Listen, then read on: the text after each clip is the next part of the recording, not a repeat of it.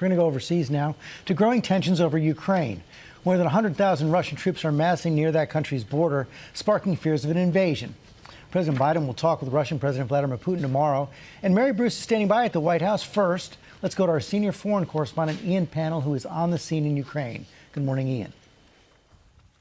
Yeah, good morning, George. That's right. This is one of the most serious crises since the end of the Cold War. Tensions over Ukraine between Russia and America are higher than at any time since Russia seized control of parts of this country 7 years ago. We're in one of the towns on the front line with the Russian-backed rebel east of Ukraine. And although there's supposed to be a peace agreement, there's regular shelling. We've been hearing the sound of small arms fired by both sides. And today, as many as 100,000 Russian combat troops are thought to be massed on that eastern border. The U.S. fears they could be preparing for a full-scale military assault.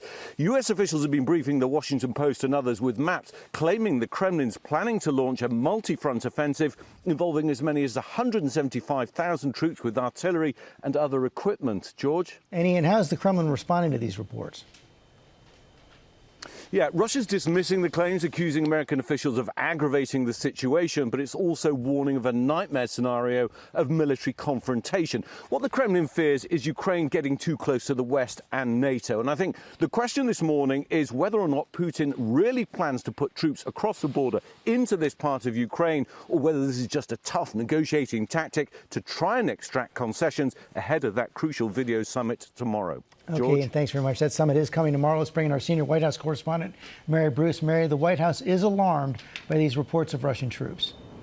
There is clearly growing alarm here at the White House, George. The president says this is going to be a long discussion tomorrow with Vladimir Putin. It's their first that we know of since July. And Biden has said he's going to make it very, very difficult for Russia to invade Ukraine. But the big question is how? How far is this administration willing to go to prevent this? We know they are considering putting in place another round of harsh economic sanctions. But, George, based on what we've seen in the past, it's not likely that that's going to be enough to deter Vladimir Putin. And, Mary, tensions with China as well. They're responding to reports of a possible diplomatic boycott by the U.S. of the Olympics.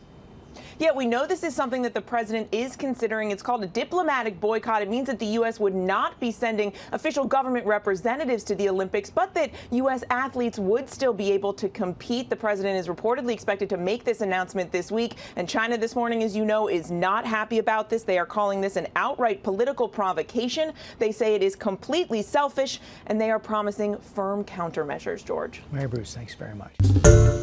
Hi, everyone. George Stephanopoulos here. Thanks for checking out the ABC News YouTube channel. If you'd like to get more videos, show highlights, and watch live event coverage, click on the right over here to subscribe to our channel. And don't forget to download the ABC News app for breaking news alerts. Thanks for watching.